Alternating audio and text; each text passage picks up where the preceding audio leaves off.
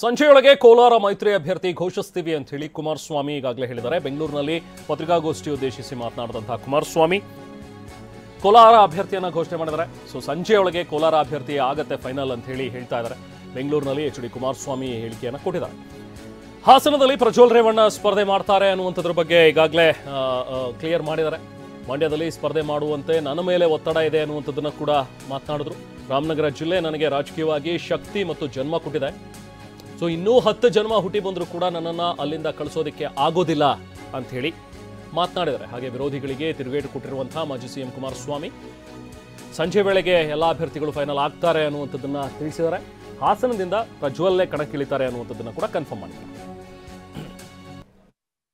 ಕೋಲಾರದ ವಿಷಯದಲ್ಲಿ ಮುಖಂಡರುಗಳ ಸಭೆ ಕರೆದಿದ್ದೇನೆ. ಈಗ ಇನ್ನೊಂದು 15-20 ನಿಮಿಷದಲ್ಲಿ ಸಭೆ ಪ್ರಾರಂಭ ಆದರೆ ಕೋಲಾರದಲ್ಲಿ ಈಗಾಗಲೇ ನಾವು ಮೊದಲನೇ ಒಂದು ಶಾರ್ಟ್ ಲಿಸ್ಟು 3 ಜನರ ಹೆಸರುಗಳನ್ನು ಶಾರ್ಟ್ ಲಿಸ್ಟ್ ಮಾಡಿದ್ವಿ. ಅದರಲ್ಲಿ ನಮ್ಮ ಈಗಿನ ಹಾಲಿ MLA ಏನಿದ್ದಾರೆ ನಮ್ಮ ಸಮೃದ್ಧಿ ಮಂಜುನಾಥ್ ಅವರು ಮತ್ತು ನಮ್ಮ ಬಂಗಾರಪೇಟೆಯ 2 ಬಾರಿ ಕಡಿಮೆ ಅಂತರದಲ್ಲಿ ಚುನಾವಣೆಯಲ್ಲಿ ಪರಾಜಿತರಾದಂಥ ಮಲ್ಲೇಶ್ ಬಾಬು ಅವರು ಮತ್ತು ನಮ್ಮ ದೇವನಹಳ್ಳಿಯ ಶಾಸಕರು ಮಾಜಿ ಶಾಸಕರು ನಾರಾಯಣಸ್ವಾಮಿ ಅವರು ನಿಸರ್ಗ ನಾರಾಯಣಸ್ವಾಮಿ ಅವರು ಇವರು 3 ಜನದ ಹೆಸರನ್ನ ಶಾರ್ಟ್ ಲಿಸ್ಟ್. ಸಂಜೆ 4 ಅಥವಾ 5 ಗಂಟೆಗೆ ಅಧಿಕೃತ ಘೋಷಣೆ ಆಗುತ್ತೆ ಅನ್ನುವಂಥದ್ದನ್ನು ಹೇಳಿದರೆ ಸುದ್ದಿಗೋಷ್ಠಿಯಲ್ಲಿ ಕುಮಾರಸ್ವಾಮಿ ಅವರು ತಿಳಿಸಿದ್ದಾರೆ. ಇನ್ನೇನು ಒಂದು 15-20 ನಿಮಿಷದಲ್ಲಿ ಸಭೆ ಕೂಡ ಆರಂಭವಾಗುತ್ತೆ. ಸಭೆ ಮುಗಿದ ಬಳಿಕ ನಾನು ಮಾತಾಡ್ತೀನಿ ಅನ್ನುವಂಥದ್ದನ್ನು ಹೇಳಿದ್ರು. ಮಂಡ್ಯ, ಕೋಲಾರ, ಹಾಸನ ಅಭ್ಯರ್ಥಿಗಳ ಒಂದು ಘೋಷಣೆ ವಿಚಾರಕ್ಕೆ ಸಂಬಂಧಪಟ್ಟಂತೆ ಸಂಜೆ ಎಲ್ಲವೂ ಕೂಡ ಅಧಿಕೃತವಾಗುತ್ತೆ. ಸಂಜೆ 4 ಗಂಟೆ ಅಥವಾ 5 ಗಂಟೆಯಷ್ಟರಲ್ಲಿ ಘೋಷಣೆ ಆಗುತ್ತೆ ಅನ್ನುವಂಥದ್ದನ್ನು ತಿಳಿಸಿದ್ದಾರೆ.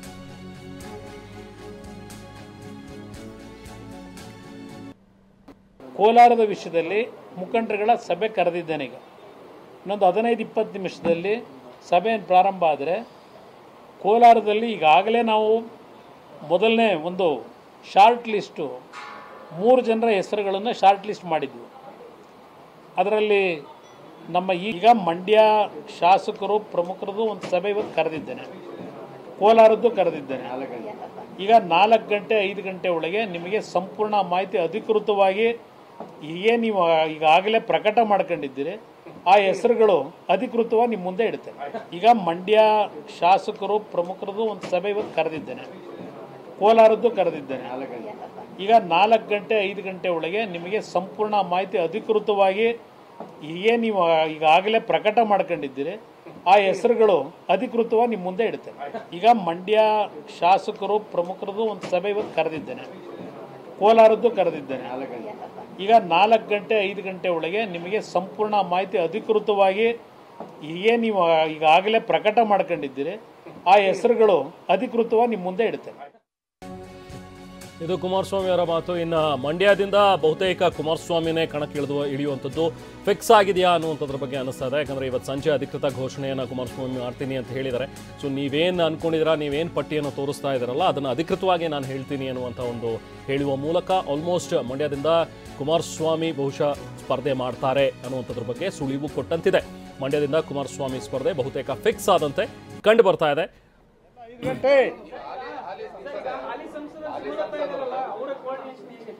ನೋಡೋಣ, ಚರ್ಚೆ ಮಾಡಿ. ಈಗ ಇನ್ನು ಪ್ರಥಮ ಅಂತ ನಮ್ಮ ಎನ್ ಡಿ ಎ ಅಲಯನ್ಸ್ ಅಲ್ಲಿ 3 ಸ್ಥಾನಗಳನ್ನು ನಮಗೆ ಬಿಟ್ಟುಕೊಟ್ಟಿದ್ದಾರೆ. ಈಗ ಮುಂದಿನ ಒಂದು ಪ್ರಕ್ರಿಯೆಗಳು ರಾಜಕೀಯದ ಬೆಳವಣಿಗೆ ಏನಿದೆ, ಚುನಾವಣೆಯನ್ನು ಗೆಲ್ತಕ್ಕಂಥ ದೃಷ್ಟಿಯಿಂದ ಮಂಡ್ಯದಲ್ಲಿ ರಾಜಕೀಯದ ಯಾವುದೇ ರೀತಿಯ ಬೆಳವಣಿಗೆಗಳೇನಿದೆ ಸುಗಮವಾಗಿ ಅದನ್ನು ಸರಿಪಡಿಸ್ಕೊಳ್ತಕ್ಕಂಥದ್ದಕ್ಕೆ ನಮ್ಮ BJPಯ ಸ್ನೇಹಿತರುಗಳ ಜೊತೆನೂ ಸದ್ಯದಲ್ಲೇ ಸಭೆ ಮಾಡ್ತಾ ಇದ್ದೇವೆ. Okay, thank you sir. All the best, all the best, all the best. ಎತ್ಕೊಂಡ್ಬಿಡ್ರಪ್ಪ ಇವು ಯಾರು ಬಂದು ಎತ್ಕೊಡ್ರಿ. ಆಯ್ತು, ಬನ್ನಿ.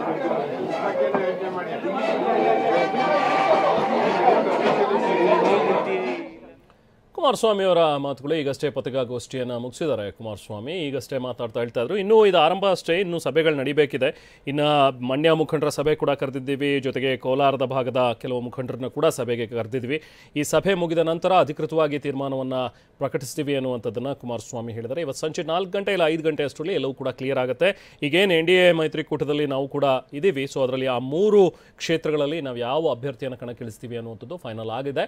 ಸೊ ಅದನ್ನು ಅಧಿಕೃತ ಘೋಷಣೆ ಮಾಡ್ತೀನಿ ಅಂತ ಕುಮಾರಸ್ವಾಮಿ ಹೇಳಿದ್ದಾರೆ.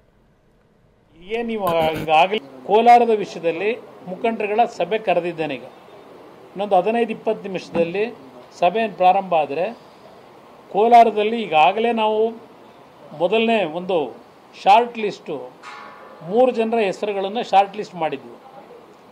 ಅದರಲ್ಲಿ ನಮ್ಮ ಈಗಿನ ಹಾಲಿ MLA ಏನಿದ್ದಾರೆ, ನಮ್ಮ ಸಮೃದ್ಧಿ ಮಂಜುನಾಥ್ ಅವರು ಮತ್ತು ನಮ್ಮ ಬಂಗಾರಪೇಟೆಯ 2 ಬಾರಿ ಕಡಿಮೆ ಅಂತರದಲ್ಲಿ ಚುನಾವಣೆಯಲ್ಲಿ ಪರಾಜಿತರಾದಂಥ ಮಲ್ಲೇಶ್ ಬಾಬು ಅವರು ಮತ್ತು ನಮ್ಮ ದೇವನಹಳ್ಳಿಯ ಶಾಸಕರು, ಮಾಜಿ ಶಾಸಕರು ನಾರಾಯಣಸ್ವಾಮಿ ಅವರು, ನಿಸರ್ಗ ನಾರಾಯಣಸ್ವಾಮಿ ಅವರು, ಇವರು 3 ಜನದ ಹೆಸರನ್ನ ಶಾರ್ಟ್ ಲಿಸ್ಟ್ ಮಾಡಿದ್ದೇವೆ. ಈಗಾಗಲೇ ಹಲವಾರು ಸಭೆಗಳನ್ನು ಮಾಡಿ ಎಲ್ಲರ ಅಭಿಪ್ರಾಯ ಪಡೆದಿದ್ದೇವೆ. ಇತ್ತೀಚೆಗೆ ಕೋಲಾರದ ಒಂದು ಸ್ಪರ್ಧೆಗೆ ನಮ್ಮ ಒಂದು ಪಕ್ಷಕ್ಕೆ ಏನು ದೆಹಲಿ ಹೈಕಮಾಂಡು ಬಿಟ್ಕೊಟ್ಟಿದ್ದಾರೆ BJP ನಾಯಕರು. ಇತ್ತೀಚೆಗೆ ಇನ್ನೂ 3-4 ಜನ ಅಭ್ಯರ್ಥಿಗಳಾಗಬೇಕು ಅಂತ ಬಂದಿದ್ದಾರೆ.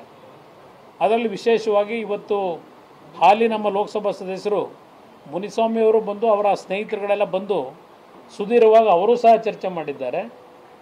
ನಾನು ಅವ್ರಿಗೆ ಹೇಳಿದ್ದೇನೆ, ನಮ್ಮ ಪಕ್ಷದ ಮುಖಂಡರುಗಳ ಜೊತೆ ನಾವು ಚರ್ಚೆ ಮಾಡ್ತೀನಿ, ಆಪ್ಷನ್ ಇಟ್ಕೊಂಡಿದ್ದೇವೆ. ಇವತ್ತು ನಮ್ಮ ಪಕ್ಷದ ತೀರ್ಮಾನಗಳೇನಿದೆ ನಿಮ್ಮ ಗಮನಕ್ಕೆ ತರ್ತೇವೆ, ನಾವು ಒಟ್ಟಾಗಿ ಕೆಲಸ ಮಾಡೋಣ ಅಂತಕ್ಕಂಥ ಹೇಳಿದ್ದೇನೆ. ಅವರು ಸಹ ಹೇಳಿದ್ದಾರೆ, ನಮಗೆ ಇವತ್ತು ಮುಖ್ಯ ಕೋಲಾರದ ಲೋಕಸಭಾ ಕ್ಷೇತ್ರ ಗೆಲ್ಲಬೇಕಾಗಿದೆ. ಇವತ್ತು ನನಗೆ ನೀವು ಕನ್ಸಿಡರ್ ಮಾಡಿದ್ರೂ ಸಂತೋಷ, ಇಲ್ಲ ನಿಮ್ಮಲ್ಲೇ ಯಾರಾದರೂ ಅಭ್ಯರ್ಥಿರ ತೀರ್ಮಾನ ತೆಗೆದುಕೊಂಡ್ರು ನಾವೆಲ್ಲ ಒಗ್ಗಟ್ಟಾಗಿ ಕೆಲಸವನ್ನು ಮಾಡೋಣ ಅಂತೇಳಿ ಮುನಿಸ್ವಾಮಿ ಅವರು ಇವತ್ತು ಬಂದು ಚರ್ಚೆ ಮಾಡೋಗಿದ್ದಾರೆ. ಅದರಿಂದ ಕೋಲಾರದಲ್ಲಿ ಯಾವುದೇ ರೀತಿಯ ಸಮಸ್ಯೆಗಳಿಲ್ಲ. ನಿಮಗೆ ಸಂಜೆ ಒಳಗೆ ಇವತ್ತು ಕೋಲಾರದ ಒಂದು ಅಭ್ಯರ್ಥಿಯ ವಿಷಯದಲ್ಲೂ ನಿಮ್ಮ ಮುಂದೆ ಹೆಸರನ್ನ ಪ್ರಕಟ ಮಾಡ್ತೀವಿ.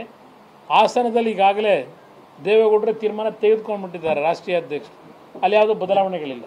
ಹಾಸನದಲ್ಲಿ ಈಗಾಗಲೇ ದೇವೇಗೌಡರ ತೀರ್ಮಾನ ತೆಗೆದುಕೊಂಡ್ಬಿಟ್ಟಿದ್ದಾರೆ ರಾಷ್ಟ್ರೀಯ ಅಧ್ಯಕ್ಷರು, ಅಲ್ಲಿ ಯಾವುದೂ ಬದಲಾವಣೆಗಳಿಲ್ಲ. ಸೊ ಈಗಷ್ಟೇ ಒಂದು ಸಭೆಯನ್ನು ನಡೆಸಿ ಅದಾದ ನಂತರ ಪತ್ರಿಕಾಗೋಷ್ಠಿಯಲ್ಲಿ ಮಾತನಾಡಿದಂಥ ಕುಮಾರಸ್ವಾಮಿ ಇವತ್ತು ಸಂಜೆ ವೇಳೆಗೆ ಎಲ್ಲವೂ ಕೂಡ ಕ್ಲಿಯರ್ ಆಗುತ್ತೆ ಅನ್ನುವಂಥದ್ದನ್ನು ಹೇಳಿದ್ದಾರೆ. ಸ್ಥಳದಲ್ಲಿ ನಮ್ಮ ಪ್ರತಿನಿಧಿ ಸುನೀಲ್ ಇದ್ದಾರೆ, ಮತ್ತಷ್ಟು ಡೀಟೇಲ್ಸ್ ಪಡಿತೋಣ. ಸುನೀಲ್, ಈಗ ಕುಮಾರಸ್ವಾಮಿ ಅವರು ಕೂಡ ಕೆಲವೊಂದಿಷ್ಟು ವಿಚಾರಗಳನ್ನು ಕ್ಲಿಯರ್ ಮಾಡಿದ್ರು. ಹಾಸನ ಅಂತೂ ದೇವೇಗೌಡರು ನಿರ್ಧಾರ ಪ್ರಕಟಿಸಿ ಆಗಿದೆ. ಇನ್ನು ಉಳಿದಿರುವಂಥದ್ದು ಕೋಲಾರ ಮತ್ತು ಮಂಡ್ಯದಲ್ಲಿ ಯಾರು ಅಭ್ಯರ್ಥಿ ಆಗ್ತಾರೆ ಅಂತೇಳಿ ಇದ್ರ ಬಗ್ಗೆನೂ ಕೂಡ ಗೊಂದಲ ಇಲ್ಲ. ಒಂದು 3 ಹೆಸರು ಶಾರ್ಟ್ ಲಿಸ್ಟ್ ಆಗಿದೆ, ಇನ್ನೇನು ಅದನ್ನ ಪ್ರಕಟ ಮಾಡ್ತೀವಿ ಅನ್ನುವಂಥದ್ದನ್ನ ಹೇಳ್ತಾ ಇದ್ರು. ಹಾಗಾದ್ರೆ ಇವಾಗ ನಡೆದಂಥ ಒಂದು ಸಭೆಯ ಓವರ್ ಆಲ್ ಔಟ್ಕಮ್ ಏನು? ಈಗ ನೆಕ್ಸ್ಟ್ ಇನ್ನೂ ಒಂದು 2-3 ಸಭೆಗಳು ನಡೀಲಿಕ್ಕಿದೆಯಾ? ಹೇಗಿದೆ, ಏನೇನು ಅಪ್ಡೇಟ್ ಸಿಗ್ತಾ ಇದೆ ಸುನೀಲ್? ರೆಹಮಾನ್, ಪ್ರಮುಖವಾಗಿ ಮಂಡ್ಯದಿಂದ ಯಾರು ಸ್ಪರ್ಧೆ ಮಾಡ್ತಾರೆ ಅನ್ನೋ ವಿಷಯದಂತೆ ಸಾಕಷ್ಟು ಕುತೂಹಲ ಮತ್ತೆ ಗೊಂದಲ ಕೂಡ ಮನೆ ಮಾಡಿತ್ತು. ಒಂದ್ ಕಡೆ ಕುಮಾರಸ್ವಾಮಿ ಅವರು ಮಂಡ್ಯದಿಂದ ಸ್ಪರ್ಧೆ ಮಾಡಬೇಕು ಅಂತೇಳಿ ಮಂಡ್ಯ ಭಾಗದ ಮುಖಂಡರು ಒಂದ್ ಕಡೆ ಪ್ರೊಟೆಸ್ಟ್ ಅನ್ನ ಮಾಡ್ತಾ ಇದ್ರೆ, ಅದಕ್ಕೆ ಪ್ರತಿಯಾಗಿ ಚನ್ನಪಟ್ಟಣದಿಂದ ನೀವು ಹೋಗಬಾರ್ದು ಅಂತೇಳಿ ಚನ್ನಪಟ್ಟಣ ಭಾಗದ ಕಾರ್ಯಕರ್ತರು ಮುಖಂಡರು ಪ್ರತಿಭಟನೆಯನ್ನು ಮಾಡ್ತಾ ಇದ್ರು. ಆದ್ರೆ ಅನಿವಾರ್ಯ ಬದಲಾದ ರಾಜಕೀಯ ಪರಿಸ್ಥಿತಿಯಲ್ಲಿ ಈಗಾಗಲೇ ಕುಮಾರಸ್ವಾಮಿ ಅವರು ಮಂಡ್ಯದಿಂದ ಸ್ಪರ್ಧೆ ಮಾಡುವುದು ಬಹುತೇಕವಾಗಿ ಖಚಿತವಾಗಿದೆ. ಇವತ್ತು ಸಂಜೆ 5 ಗಂಟೆಗೆ ಕುಮಾರಸ್ವಾಮಿ ಅವರ ಅಧಿಕೃತ ಘೋಷಣೆ ಕೂಡ ಆಗುತ್ತೆ. ಈ ಒಂದು ಹಿನ್ನೆಲೆಯಲ್ಲಿ ಇವತ್ತು ಕೋರ್ ಕಮಿಟಿ ಸಭೆ ಕೂಡ ನಡೀತು. ಸಭೆಯಲ್ಲಿ ಸಾಕಷ್ಟು ವಿಚಾರಗಳು ಕೂಡ ಚರ್ಚೆ ಆಯ್ತು. ಯಾಕಂದ್ರೆ ಈಗಾಗಲೇ ಕಾಂಗ್ರೆಸ್ ಅಭ್ಯರ್ಥಿ ಕೂಡ ಘೋಷಣೆ ಮಾಡಿದೆ, ದೊಡ್ಡ ಮಟ್ಟಿಗೆ ಪ್ರಚಾರವನ್ನು ಕೂಡ ಮಾಡ್ತಾ ಇದೆ.